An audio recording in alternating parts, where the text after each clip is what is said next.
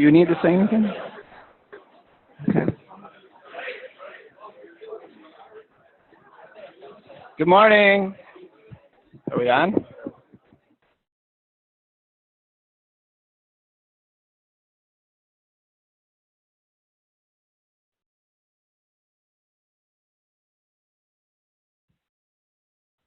Our push button lights are actually Good morning. Yeah, right. So it says the lights are flashing, and so he said, yeah, our dog,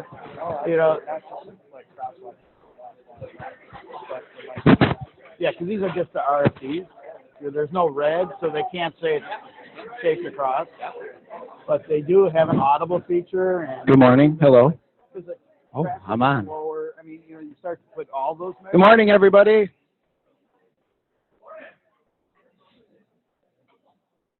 Hello, fellow Bindotters. Thank you for being here. I'm excited to see the room full of people. I'm Brian Sorensen. I'm the state traffic engineer with the Minnesota Department of Transportation. I'm pretty new to MnDOT. I've been here 6 months. This is my first breakfast, so who better to be in charge of this thing than someone who's never been to one? It'll go great, I'm sure. So, I think we have a timely topic this morning, and I could spend a lot of time talking about data. I'm an engineer. I'm good at that. I'm not going to spend a lot of time talking about data, but just to provide a little bit of context as we talk about pedestrians, this is a growing issue, the conflict between pedestrians and vehicles on our roadway system. And I don't think I have to tell this group. I'm sure you're all here because you realize that. But right now, pedestrian fatals are on the rise. In Minnesota, our 5-year crash trend is up on pedestrian fatals. Right now, about 12% of our fatals statewide are pedestrians. And this matches what's going on nationally, too. So this is not just a Minnesota issue. NHTSA, National Highway Traffic Safety Administration, just released their 2018 data. And they're showing that pedestrian fatals are up 4%. So just from 2017 to 2018. So we're seeing a growth in this issue. And so hopefully our topic this morning is timely. I think it is. We have 4 great speakers that will give us hopefully a little bit of insight on what's going on here in Minnesota in regards to pedestrians. Just following the script here. Before I introduce our speakers, I do want to take a moment and we are going to have everybody introduce themselves. Does that sound right? Okay. So everyone's going to get a chance with the microphone. Again, I'm Brian Sorensen with MnDOT, and I'll pass it off. Dorian Grilly with the Bicycle Alliance of Minnesota. Lisa Kahns, Minnesota Safety Council and the Network of Employers for Traffic Safety. Jack Bros, City of Richfield. Jay Hopala, AARP. Eric Kunkel, Wright County Sheriff's Office. Anna Bohannon, Wright County Public Health. Linda Dolan, University of Minnesota. Jennifer Lacey, Treasure Island EMS. Mike Gennity with Minnesota DOT. Lauren Hill, Minnesota DOT. Barb Thoman, Green Step Cities Program. Nancy Johnson, Minnesotans for Safe Driving. Emily Hauser, MnDOT Office of Transit and Active Transportation. Kelsey Fote, City of Minneapolis Public Works. Eric Rudine, MnDOT Government Affairs. Kathleen Haney, DPS, Office of Traffic Safety. Yasna Haji Stanek, City of Minneapolis. David Sheen, Hennepin County. Katrine Sullivan, St. Catherine University Occupational Therapy Department, and I also represent the Minnesota Gerontological Society. Matthew Deardahl, Minneapolis Public Works. Jordan Kosak, Hennepin County. JP Glatch, MnDOT Office of Communications. Brian Dodds, MnDOT Metro District. Mark Peterson, AAA. Don Moreau, State Patrol. Nancy Frank Wilson, I'm a consultant with Hennepin County. Becky Putchke, Northwest Law Enforcement Liaison. Frank Scherf, Northeast Law Enforcement Liaison. Scott McConkey, Southern Minnesota LEL. John Firmakis, West Metro District, State Patrol. Jason Bartel, State Patrol. Kat Brown, St. Paul Police Department. Sheila Denton, South Central EMS, Southern Minnesota Child Passenger Liaison. Annette Larson, South Central Southwest Towards Zero Deaths Regional Coordinator. Joni Soames, Emergency Nurses Association. Carrie Pierce, Hennepin Healthcare, HCMC Outreach for Trauma and Emergency Nurses Association. Monica Jensen, Dakota County. Luis Flores, Dakota County Transportation. Chelsea Palmetier, DPS, Office of Traffic Safety. Allison Holly, Office of Traffic Safety. Dave Cowan, MnDOT, Safe Routes to School. Adam Bald, Minnesota Risk Management. Christine Hernandez, Statewide TZD. Jessica Schleck, Southeast TZD. Stephanie Malinoff, the Center for Transportation Studies at the University of Minnesota. Paul Austin, Minnesota Safety Council. Brenda Thomas with KLJ. Meredith Terpstra, the other AAA.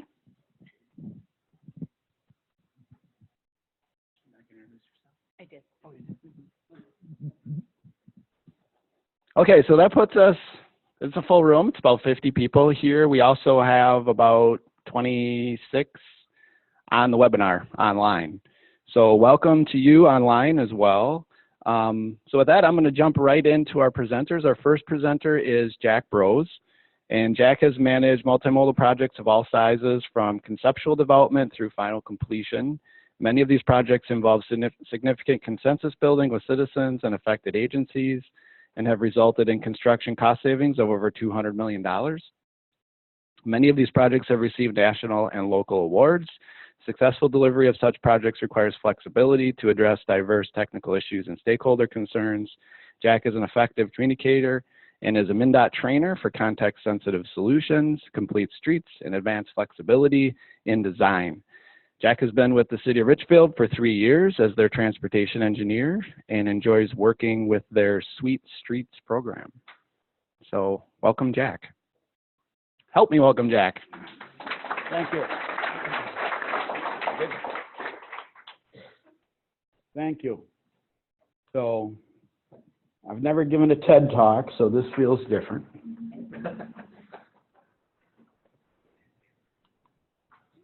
And one of these will work.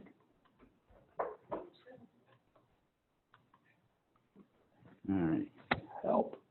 I think I've touched them all. Oh, I did it. Okay. All right.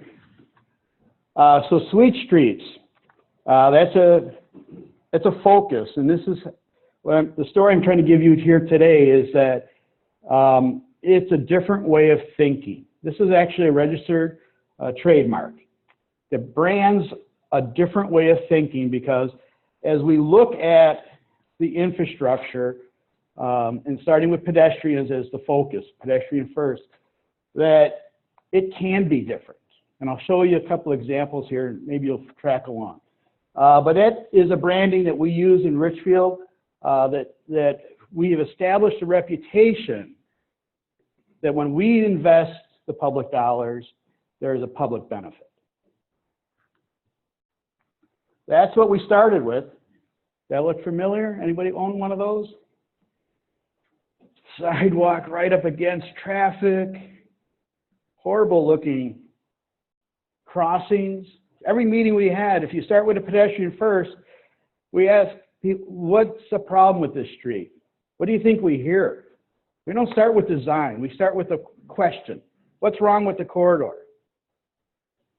It's horrible. People just say, well, nobody's ever asked that question.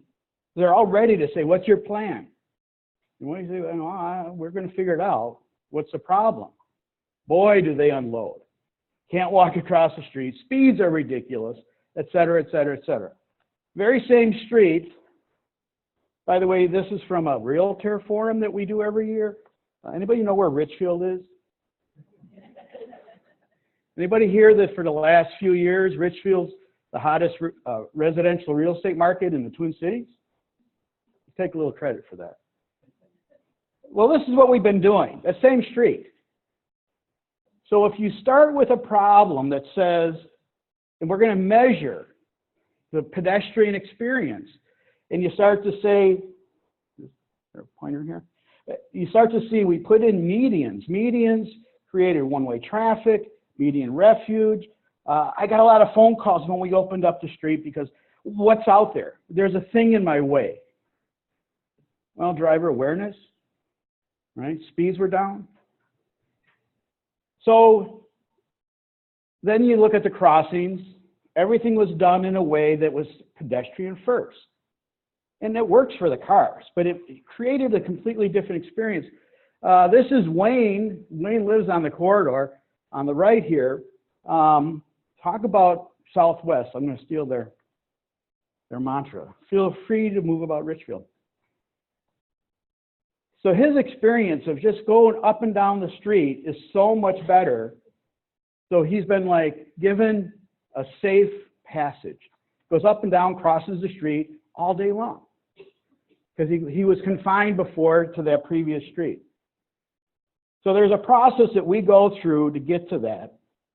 You might see trees, a lot of things, even the way we place our lighting is pedestrian focused. This is the sidewalk. We had a process where we reached out to the community through our Arts Commission. They had a poetry contest.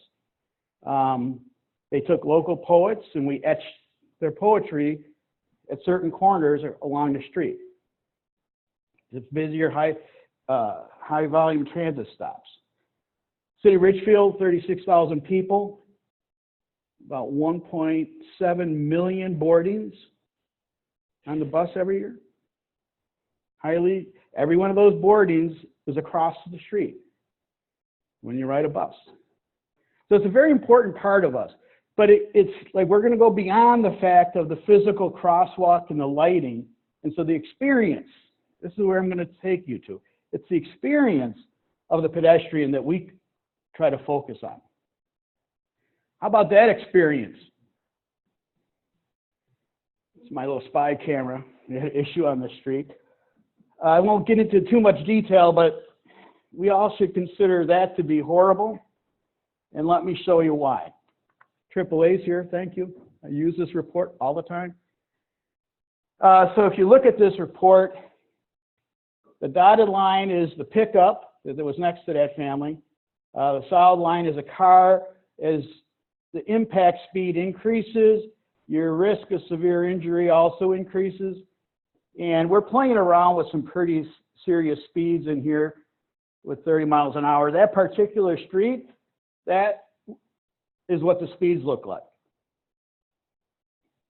Now, how do you feel for that family? So here they are, probably grandparents picking up the kids.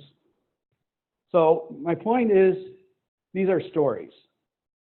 It's not a pedestrian. This is a family. I don't know their names. I wish I did. I knew Wayne. But you have to understand, this could be your cousin,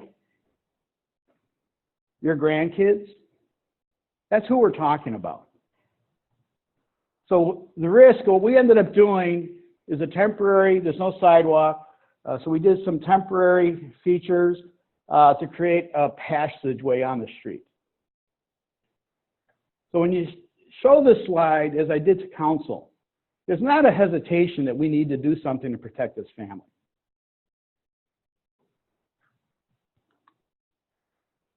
So then we tried to put together a master plan. One of the things that we did is we used the destinations, the key things, but we went deeper into social economic data. So this is a heat map that looks at all of those, the destinations, the social economic data, to say the people that really need to be focused on ranked. So right here, Richfield planned, what they did is they built high rises that are predominantly senior housing so that people could move out of their house and stay in Richfield. There's a lot of strong character in the city of Richfield. So you see that highly intense red area because it's not just people, but these are the seniors, these are the disabled, these are the medical. That's Hennepin County's clinic across the street. So when you're designing for people, that's what you have to start to see. So we mapped the whole city in detail. We talk about the experience. So here's the park. Take a look at how a road and the experience, the crossings, factor in. So our decision making, when we take a look at that, you layer it in and you start to detail and measure the experience for the pedestrian as they live their life. This happens to be a park that has the summer playground program, free lunches for those kids. This side of the street, statistically, is an area where those kids live. So how about those crossings? Nicollet didn't look too much different than that Portland example. So it's, again, it's an experience for people. Where we're at now is trying to establish a dedicated, unique fund for pedestrians. We just got awarded, thank you, MnDOT, Safe Routes to School Coordinator. And I'm just going to leave that roundabouts question out there as to how you all feel about pedestrians and roundabouts. So I guess hopefully, we go to the next speaker, but I think, what we do as an engineer, as a community, it's a pedestrian first, and these are people with names, people with lives, and lives that influence others.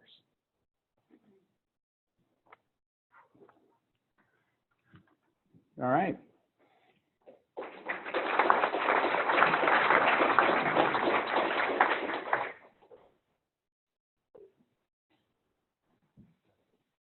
Thank you, Jack. I'm going to introduce you. Yeah, right. So for those who don't know Jay Hoppola, Jay is Associate State Director for Community Engagement with the AARP, where he works on a broad array of issues that affect people age 50 and older, and those who hope to be 50 someday. The common thread, regardless of issue, is that he mobilizes people that have influence to make a difference. He's lived in 10 different Minnesota towns, which I was amazed by, and has visited almost all the others, he says. So Mankato is where he graduated from MSU in 2002 with a Bachelor of Science in Recreation, Parks, and Leisure Services. So help me welcome Jay. Thanks, Brian. Getting tied up here on the microphone, but I think I'll survive. Good morning. It's good to be here with you. I do work for AARP, and I was asked to come here and talk with you today about our members. And we represent 750,000 Minnesotans over the age of 50. We're a membership association. And I think one of our major strengths is that we get to listen to our members and find out what's important to them. And living in their community and having a comfortable and safe place to live is one of our members' number one concerns. I need the clicker here. And so we started an initiative we call Livable Communities because our members desire to age where they live. They want to stay in their own home. They want to stay in their own community. But we have a lot of issues. The streets are unsafe. Housing is unaffordable. There's a lack of transit options for people to stay where they live as they have challenges with their mobility. And there's numerous other factors that we're dealing with, from employment and how people need to commute to how the environment is affected by our transit and our transportation system. In 2018, we conducted a new home and community preference survey. So like I said, we have such a strength with surveying and understanding our members' needs and desires. And so we conduct a survey on a regular basis. And in 2018, I'll just give you some facts about what our members said. 76% of them said that they wanted to stay in their own home and community as they age. And so even when you consider that 76% of people or perhaps the 24% who didn't necessarily say that they wanted to stay where they live. You know, consider that some of those 24% of people are just planning to move somewhere else and still live in a single family home or not in a nursing home or not in an assisted living facility. They want to stay living independently.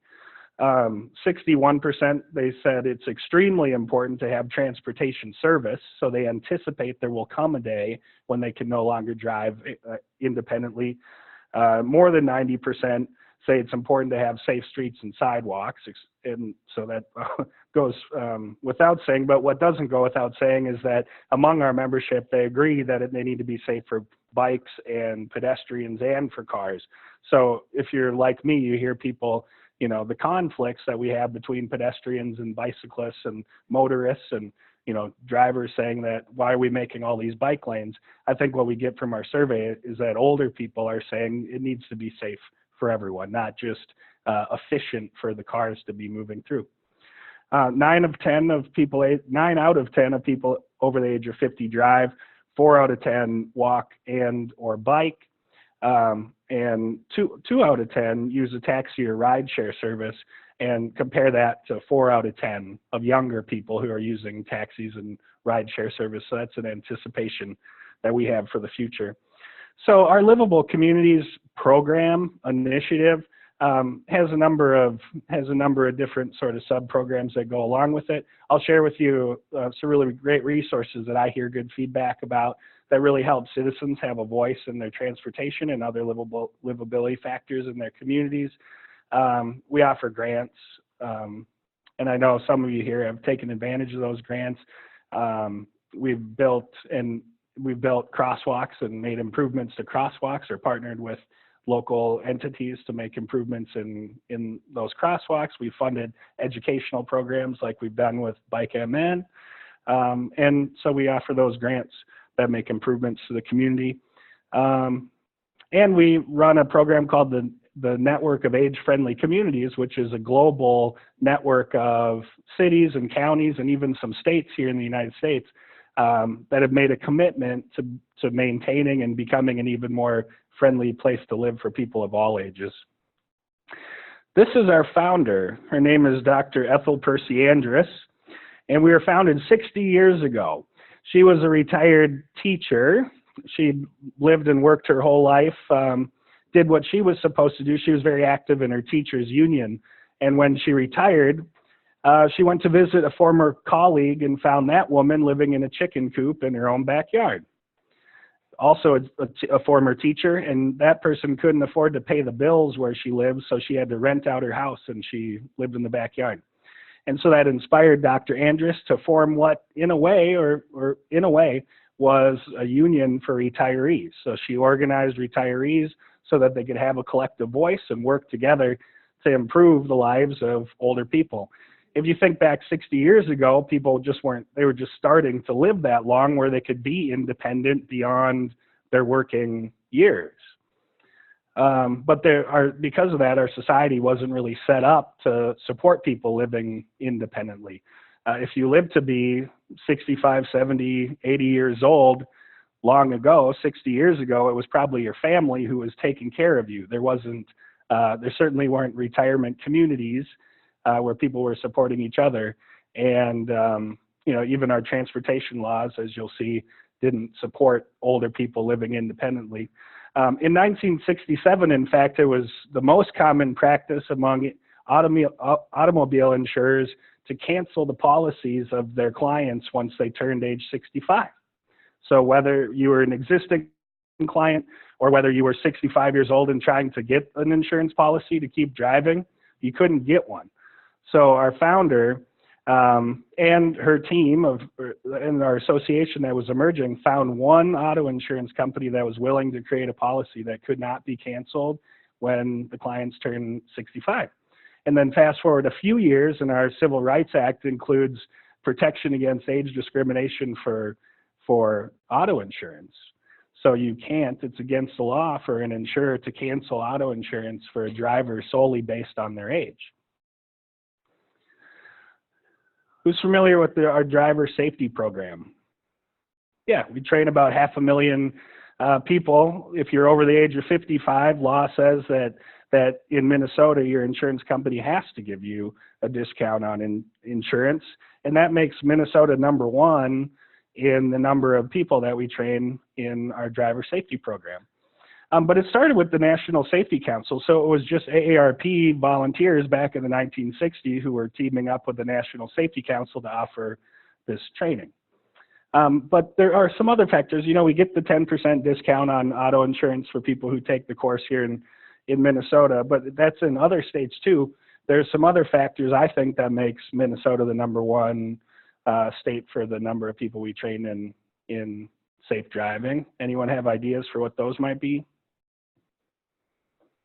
We have a pretty civically active culture here in Minnesota, so we have a lot of volunteers. In a lot of other states, they don't have so many volunteers who offer the classes. In fact, the Creekside Community Center in Bloomington and the Mall of America are 2 of the top sites in the nation for offering these courses. So a couple other just statistics about our driver safety class. After taking the class, 93% of people report changing their key driving behaviors, and that includes how they deal with intersections, their following distance, paying attention to their physical fitness to drive, and managing or understanding their medications and how they might affect their driving. And we just started a new program. It's called Smart Driver Tech. And as you may guess, it's about technology and new vehicles. And so people who've been driving for 40 years and they finally they replace the old Buick with a new fancy Mazda or something that has the, touch screen and the navigation control. And my wife just got a new Mazda and it's pretty fancy with all the technology it has.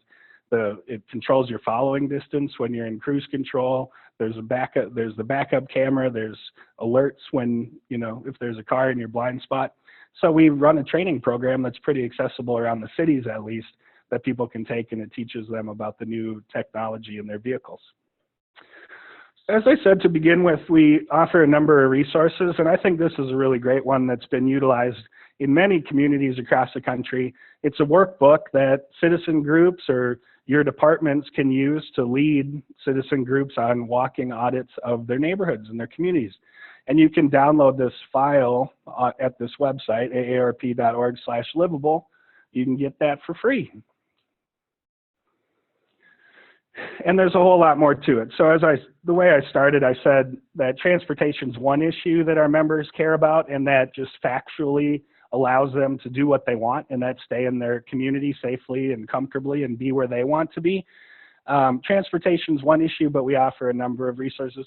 I was telling Jack when we were sitting up here, when someone finds out about our program, I almost hesitate to send them to the website right away because there's so much information it can be overwhelming. But there's a transportation guide. There's information about creating parks and public spaces. We just created a guidebook for municipalities to consider how they zone for accessory dwelling units. So does your community allow property owners to build a smaller home on their property? Tons of information available to you all on the website. Even I'll highlight another one. There's a workbook for how you can start a citizens group. So how do you, from scratch, find citizens in your community that can engage in making improvements in partnership with your agencies? So that's me, and we'll move along. Thanks.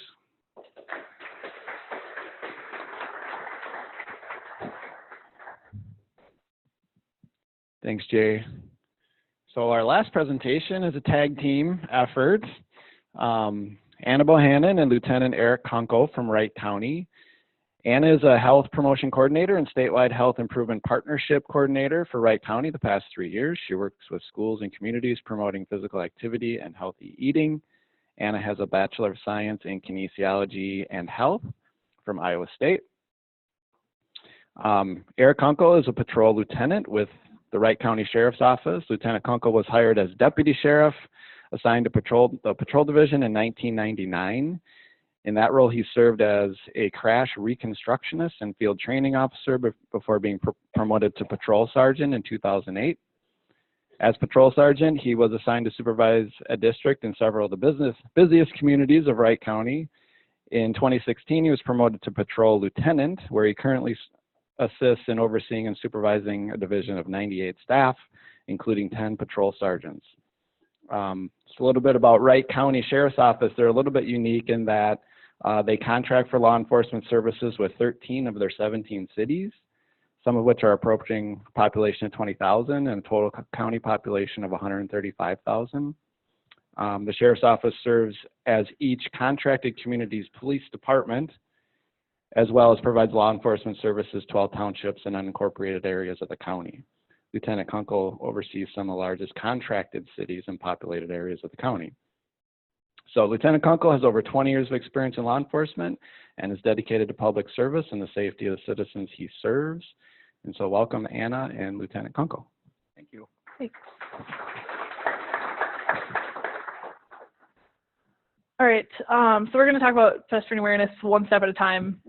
Basically, this is our kind of version of St. Paul, the Stop For Me campaign. I learned about it sometime during some active transportation webinars, and I was inspired by it and had approached the Sheriff's Office and showed them the video clips from St. Paul PD, and they were like, let's do this. So yeah, we've been very busy with these lately. So where is Wright County? Wright County is in the western metro. It borders Hennepin County on the western side. We got some major roads that go through. We got I-94, Highway 55, and US Highway 12. And along those corridors, we have an awful lot of marked crosswalks and pedestrian traffic. On the eastern part of our county, we have a lot of new growth and growth for probably the last 20 to 30 years. It's been a constant growth. So with growth, obviously, comes a lot of pedestrian traffic, a lot of highway engineering, and stuff that goes along with it. All right, so why should you do pedestrian awareness campaign, or why did we decide to do this? These are kind of the main things. So building awareness in communities that people don't just drive around in communities. People walk, people bike, people roll. And educating bikers, walkers, and also drivers what the rules are and how they should act when they're out and about in the community. Enforcement, law enforcement, that's kind of an education piece as well. Typically, from the events so far that we've done, we're not ticketing, we're just educating them. And then Safe Routes to School, it can help support Safe Routes to School efforts. I think all of the communities that we've done these campaigns in so far have a Safe Routes to School plan or are going to be developing one shortly. Wright County is ranked 9th in the state of Minnesota for pedestrian fatalities from 2013 to 2017, with 4 fatalities and 13 serious injury crashes. Those fatalities were on 12 and... 12, Highway 25, and US Highway 12. There was 3 on US Highway 12. So this is where we've done our event so far. I worked with Buffalo Police Department. That was actually our very first one. We did Highway 25 southbound right along Buffalo Lake, and then Cokato, Howard Lake, Monticello, Rockford, and Waverly. We are still discussing on where our next campaigns are going to be, but yeah, we'll have more. So we've done them a lot in our county so far.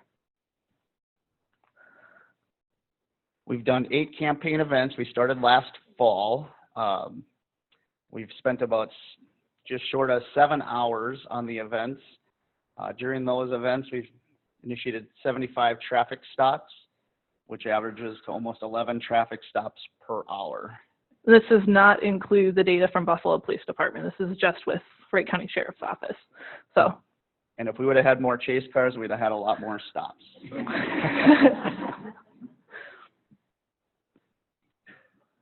All right, so State Highway 25, we did one by the post office, downtown Buffalo. Then MnDOT, Michelle Pooler with MnDOT, has this nice banner that you can borrow from her if it is available. So we put that out at some of the campaigns. And then the downtown area. This is really convenient when I took this picture because there was actually a family just walking downtown. Oh, yeah. So the banner says, "Hey drivers, stop for walkers at every corner." Yep, every single one. And then on the other side, it says something about walkers, and I can't remember what it says, but yeah. And if you look, she has the cones up there. She puts cones out. Basically, the concept here is we'll set up a cop with a radio in a kind of a hidden location of sorts, but we've actually done it in the wide open as well, and it hasn't really made much of a difference. But and we'll just have chase cars down the road hidden, and as violations occur, we'll radio the vehicle description and the license plate if we can get it, and have them initiate a traffic stop on it. Our walkers have all been volunteers, mostly Anna and public health, along with city leaders and some of our city staff. And you can probably elaborate on some of the other ones that you've gotten, but we've had a pretty good show up, I guess, of citizens that have wanted to help. And we've also utilized the Wright County Sheriff's Office Reserve Unit as well, some volunteers from that group. Okay, so downtown Buffalo. Unfortunately, we only had one chase car for this day, so we were only able to focus on the southbound, but still a significant amount of stops. And then this is in Cokato. I'm able to play this video.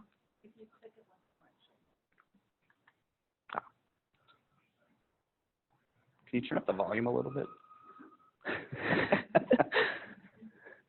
So this one was just a few weeks ago in Cokato. We had a fatality crash here just about 3 blocks to the east of it.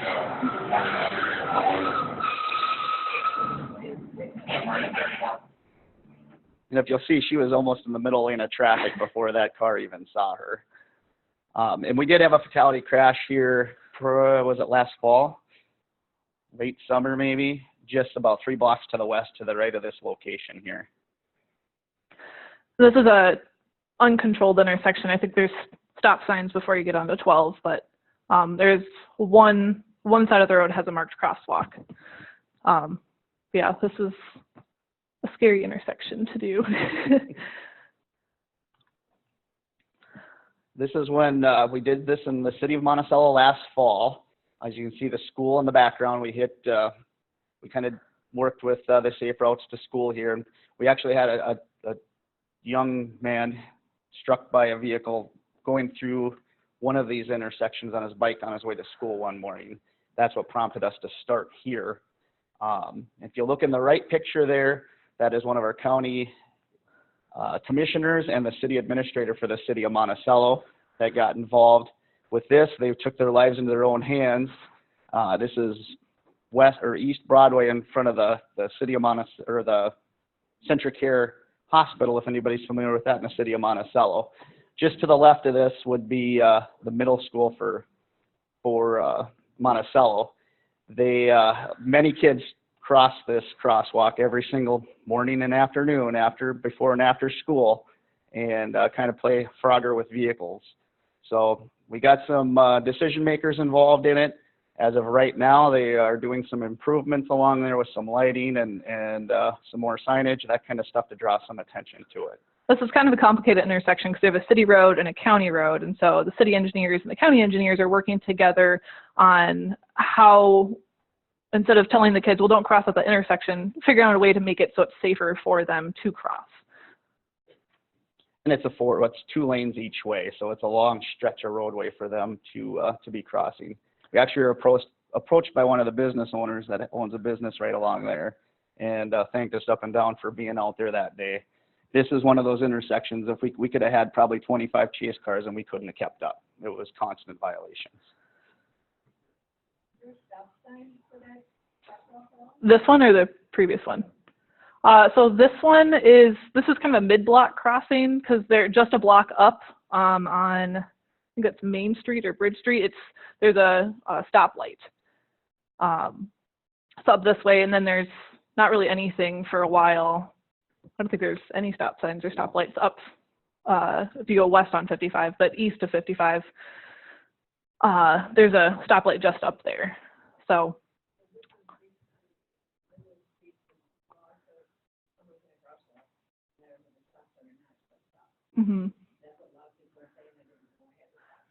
There's a very wide variety of excuses that law enforcement's heard. I'm sure you can. And we've expand on worked, that. and what's funny about that is especially the Monticello one, we did a lot of advertising up to the event where we put it, it was in the paper, it was on, we put it on our social media, the city put it on their social media. And one gentleman we actually stopped, that's what he had said. He said, well, I knew you guys were going to be out here because I read it in the paper and I saw it on Facebook. And it still happened. And in this event, I believe we had a violator that was it westbound the first time and eastbound the second time? That was Coqueta. We had a gentleman that was driving into town and he didn't stop.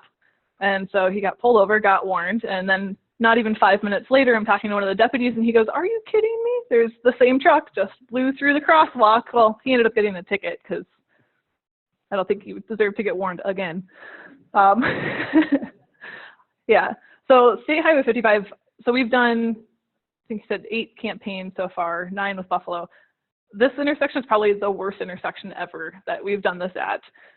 The big thing was that the person in the inside lane would stop, but then the person in the outside lane would keep on going. And so you're slowly going in front of that vehicle, hoping that the next person's going to stop, and they didn't. So, but Rockford School District was awarded a Safe Routes to School planning grant. Thank you, MnDOT. So we'll be working with the community, and this will definitely be a talking point, our experience that we had at this intersection, and trying to figure out a way that we can make it safer, whatever that might be.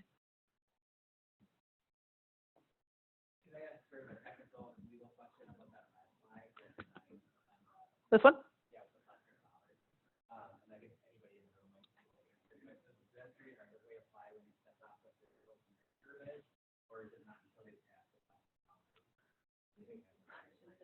Yep. So there's a question about the plastic bollards as to whether or not the pedestrian right of way, when does that start? Where does that start? Yes. The roadway is for those bump outs. Bump out is just an additional barrier for safety, but it's still a roadway. So when you step into the lane of travel, the roadway is when you're legally supposed to stop for the pedestrian. Okay. And in these cases where they do have those, we saw a very good compliance rate. We had very few violations. I mean, obviously you can see the pedestrian a little quicker, or pick them up a little further distance out. And we actually had people stopping a little further back. There's probably about a 75% more compliance rate with the bollards versus just in town here with you step off the corner into the lane of travel. So it's pretty significant.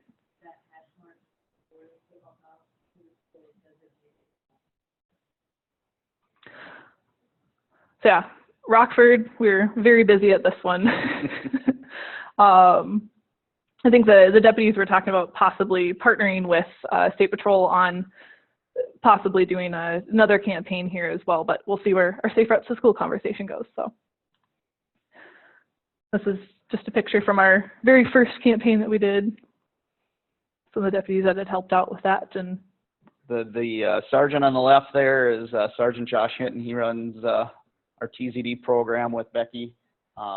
He does a fantastic job. He's been the boots on the ground guy for this project for us, and is very involved. So then Brady Prowatsky there on the right, he is our dedicated traffic car.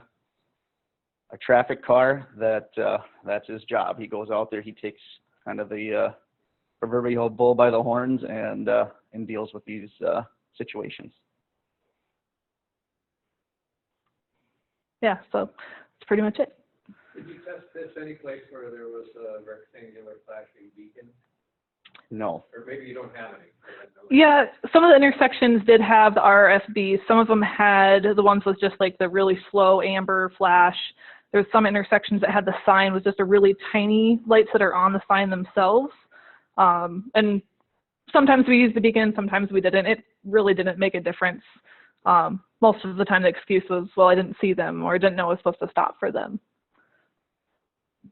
Did you have the opportunity at all to educate any pedestrians about walking safely in the area? Some of those cards. Yes. Yes, we have some cards that we're going to We pass have, out. and that anytime we took that opportunity, anytime pedestrians would come up to those crosswalks, just to have that discussion with them. Yeah. And some of these cards that she'll be passing around here, there's two sides to it. One of them's for a driver, and the other side's for pedestrians. And we do teach the Walk Bike Fun curriculum at 5 of our schools currently in Wright County. So. Hey, I got a microphone, so I think I just won. Anna, it was really interesting to hear that a lot of your volunteers were elected officials and the city staff. I wonder if you have any comments from them, their experience volunteering for you in the crosswalks that were enlightening. I think they have a better understanding of why I do what I do. Almost having both of them almost getting hit by a car that morning that we were doing that. I think they really understood the reason why we advocate for biking and walking safety in our communities. So, and Monticello has, in the past few years, they've been working on a lot of developments on sidewalk and trail connections, more pedestrian safety, getting ADA compliant corners. So they've been, over the past few years, they've been doing a lot of work in that area. So yeah, it's very, for elected officials, I would say it's very eye-opening for them, and you can talk about it all you want in a meeting, but when you're there actually experience it and you have those stories to bring back, yeah.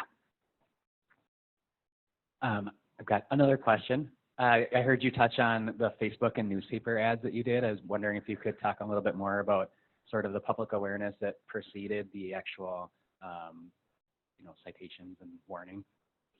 I will tell you, I expected a lot more negative comments to come out of it when it hit social media, but everything was pretty positive. We got a lot of remarks that that they were appreciative of our efforts, and that it basically was about time that we were drawing some attention to it. We do take a lot of complaints. I mean, that's one of our number one complaints at the sheriff's office is traffic-related complaints.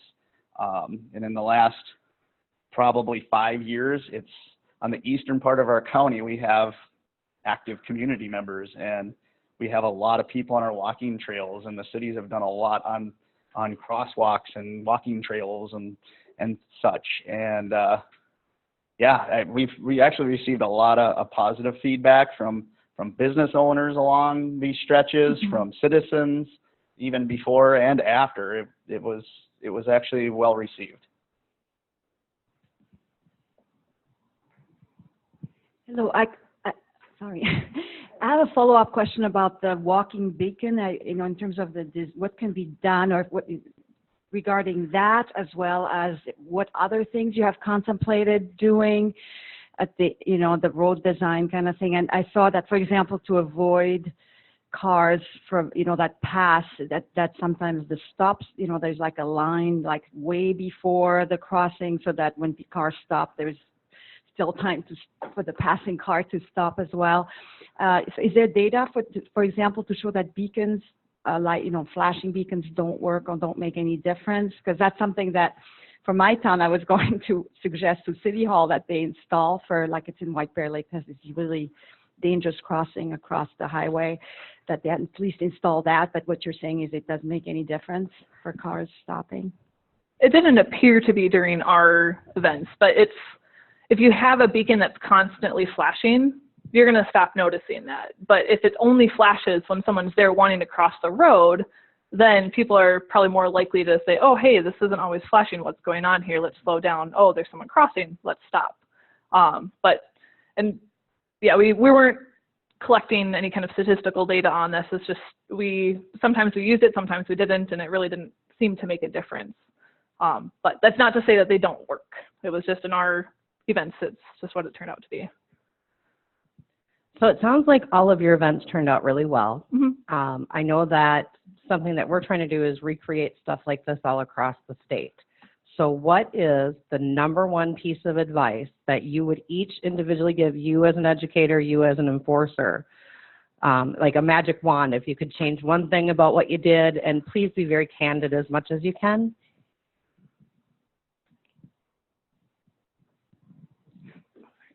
More chase cars. Yeah. That was going to be my answer. So. Yeah, thinking about like the ADT, the average daily traffic count for that roadway, what time you're doing it, thinking about that. Because if we easily could have had 10 chase cars each direction on Highway 55 in Rockford, and all the squads probably would have been busy the entire time. So factoring that in. I just wanted to share that MnDOT did install a rectangular flashing beacon a block from my house, and it changed behavior 90%. So it does make a big difference, at least in my informal survey. But So if you know that you have an issue on that stretch of road and you need more chase cars, are you going back and doing an education campaign then to make the community more aware about the law? That's the plan.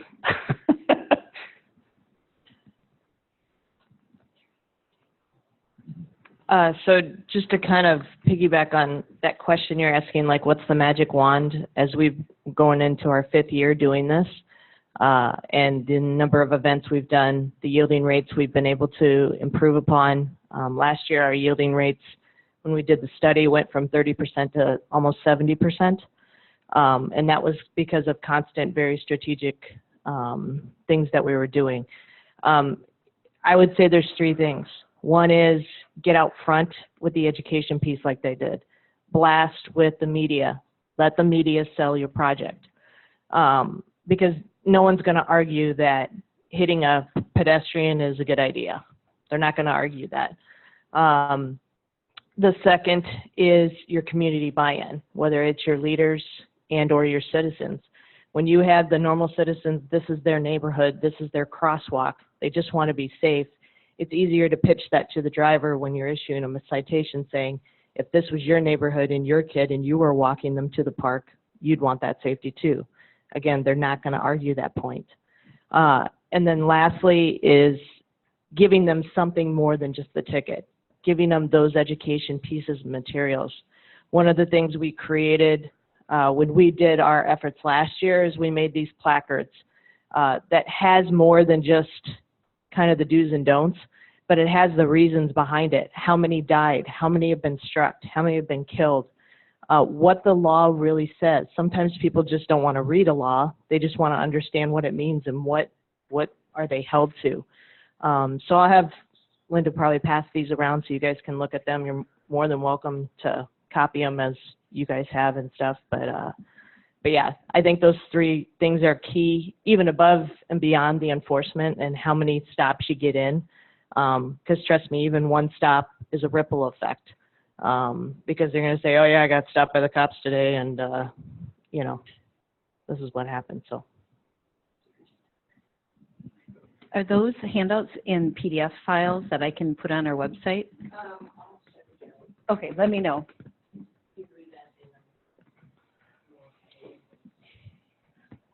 I have a very interesting solution to this pedestrian things. Just 2 days ago, I came from Grand Marais, and it is a very intelligent solution. That's what I meant, and very cheap. The community might have gotten involved in it. On both sides of a crossbar, walkway, there is a basket hanging with some very bright color flags. And so whenever someone wants to walk, he takes one flag and shows like this and walks and puts it back on the basket on the other side. So there are about a dozen flags on this side, a dozen flags on that side. It does 2 things. It saves people. And then if the person who was texting, who were doing all sorts of things, if he or she cannot even see that flag, his license should go away. And and the second thing, very interesting thing was it was so inexpensive and people were using it. And so I would say the cheapest and the most intelligent and least technology-driven solution is this. And I think it was funded by the businesses around that area, restaurants and coffee shops, because they wanted people to cross and get their coffee and sandwiches. Yeah, that could definitely work for some communities and the built environment as well.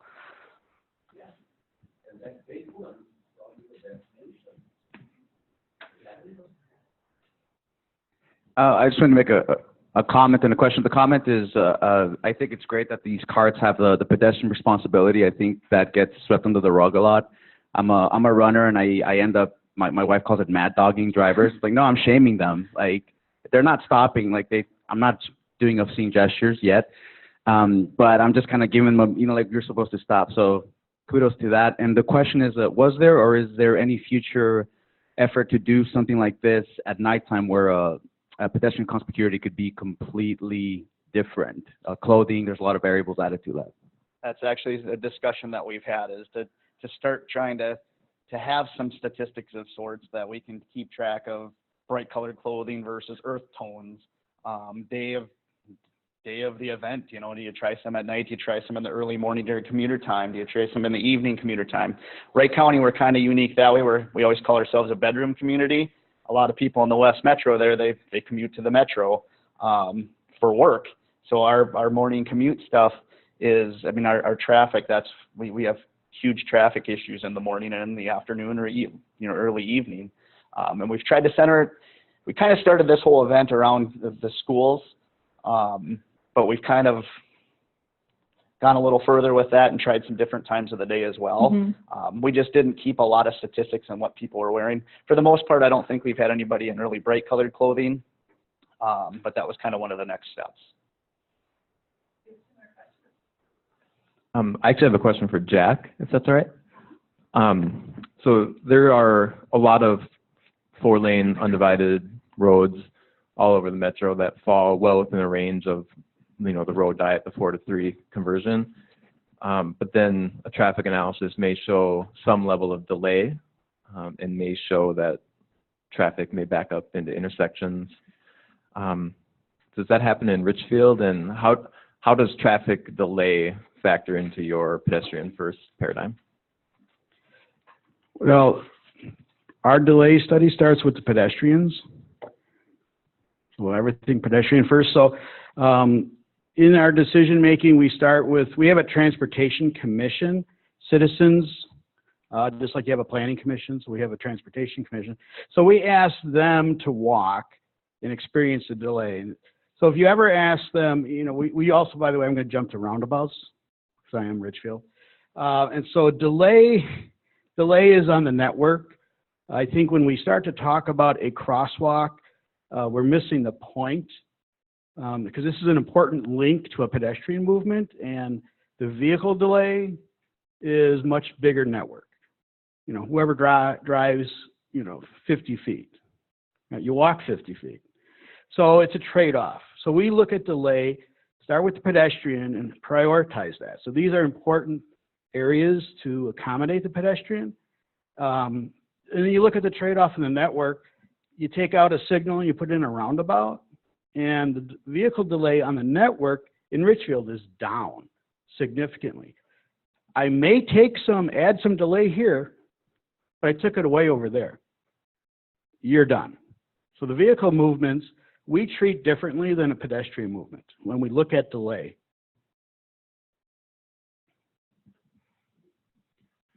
Last question.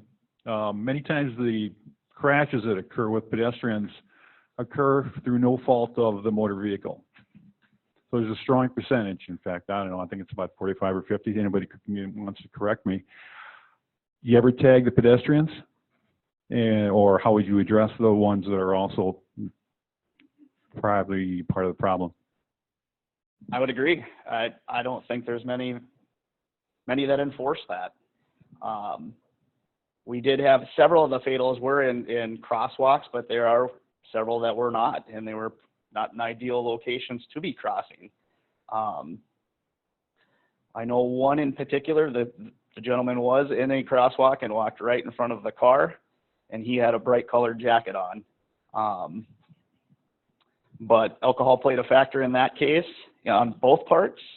And I guess I can't speak for the last one in Rockford, but the one in Cokato on Highway 12, alcohol played a factor in the pedestrian on that one as well. 30% of pedestrian deaths statewide, statistically, the pedestrian is impaired. I'm not going to speak to the impaired, but I am going to speak to the legacy of engineering that hasn't considered pedestrians. So we get into these dialogues all the time about, I'll just focus on 66th Street in Richfield and Nicollet. It's one of the higher transfers in the metro area between buses. And back to my ask the commissioners, walk around Nicollet with the signal and walk around legally, hit the button and wait. But often you have to cross twice. Anybody here ever wait for both legs of a traffic signal? 3 people.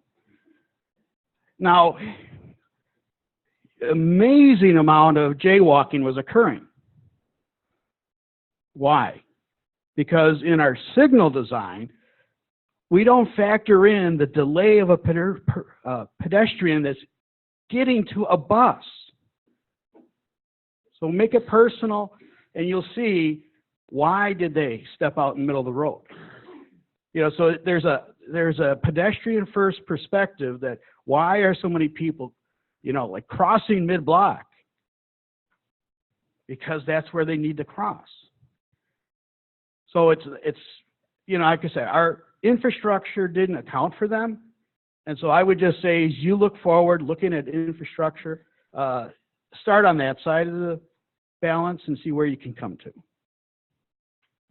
Just to address that gentleman's question about the pedestrians, like I said, we've been doing this for about 5 years. We've done hundreds and hundreds of events. And this year, we're specifically focusing in on pedestrian stops. We're assigning vehicles to look for those pedestrian violators that are not crossing safely, and to stop them just like vehicles. And again, because this is our first year really focusing on that pedestrian piece and their responsibilities, it's mainly education more so than citing, but we are stopping them to get that message out now to them, after kind of really emphasizing to vehicles and drivers in St. Paul that you need to pay attention to the crosswalks. Well, now it's the pedestrians' turn to start paying attention to how they cross the street. So it is a necessary piece. I think all of our fatalities so far in St. Paul this year have been due to the pedestrian at fault.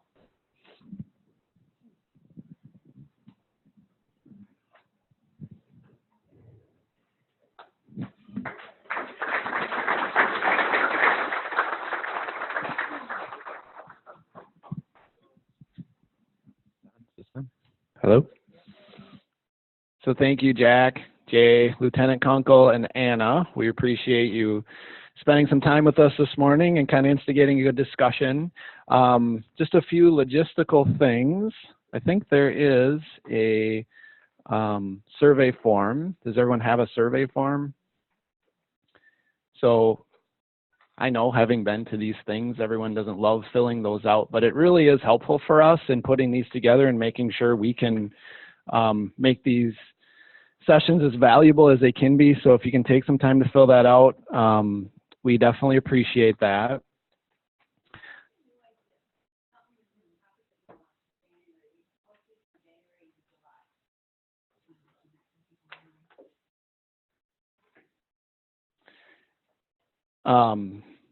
So I'll just have Linda say it again for people online that may not have heard that.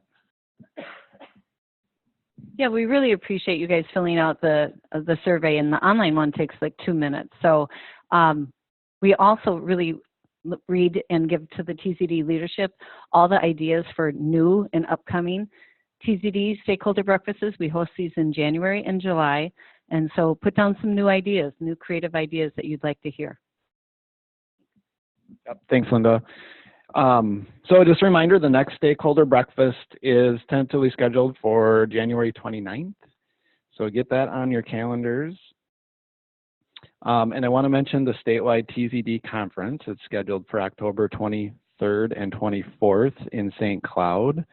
We have some news on that. We are again offering a scholarship for not only paid on-call or volunteer EMS first responders, but now we're offering paid on-call or volunteer fire personnel as well. So we have 15 scholarships that cover the $105 registration, and we also have 10 scholarships that cover the $105 registration fee and hotel if you work more than 65 miles from St. Cloud. So that's kind of a nice deal. The deadline for that is Friday, August 30th, if you're interested in those scholarships. And it's first come, first serve.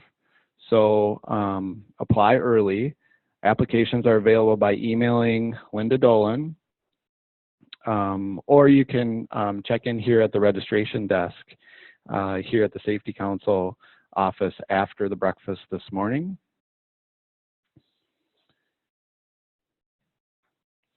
So, and then just generally, registration for the conference will open in August.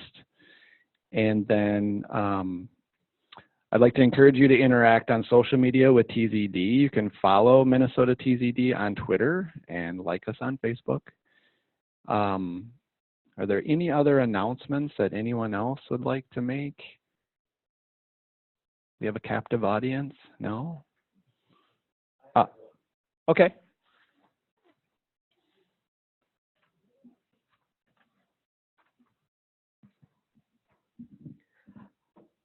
We're going to have, now that we have a new hands-free bill going to go into effect on the 1st of August, on the 10th of August, many of my friends here will be there, have been there before. This is the 12th Raksha Vigil and 5K for distraction-free driving. Organized by our foundation, Shreya Dixit Memorial Foundation.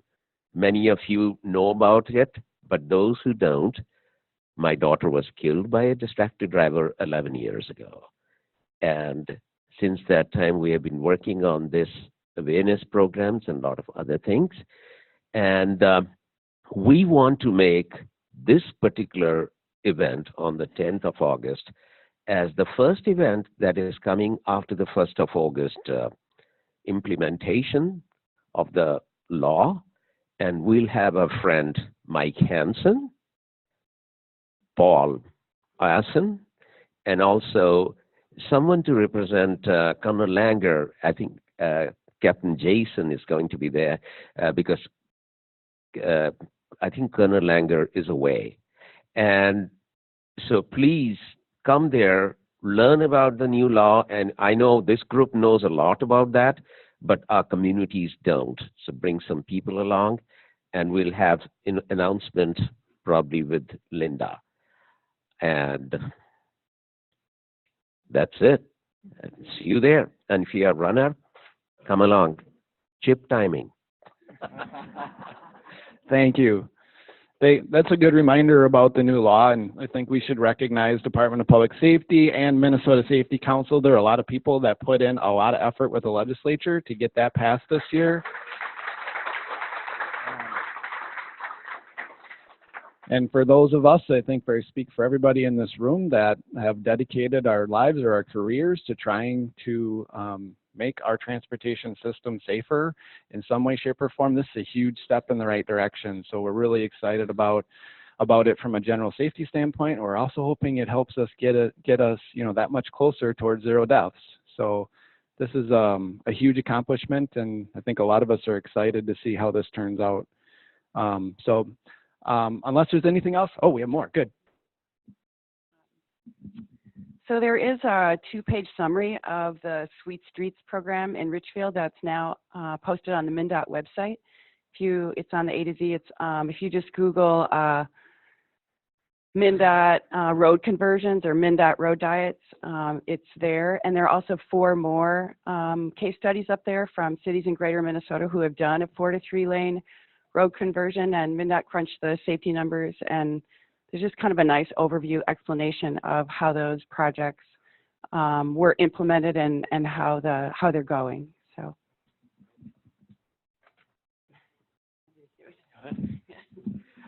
MnDOT training, so if you got a pencil, Complete Street training class is scheduled for September 25th and 26th. So it's actually going to be hosted in Richfield, and so it has a lot of field experience, roads that are yet to be done and roads that have been done, so that experience, making it personal.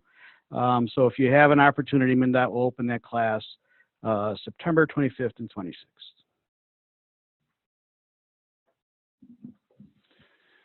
So with that, any more? That was good. Thank you for the additions. Thank you again to our speakers for your time this morning, and thank you to the Safety Council for hosting us this morning. We hope to see everyone at the state conference in October and then back here for the next breakfast in January. If you're in the program meeting, we're next door.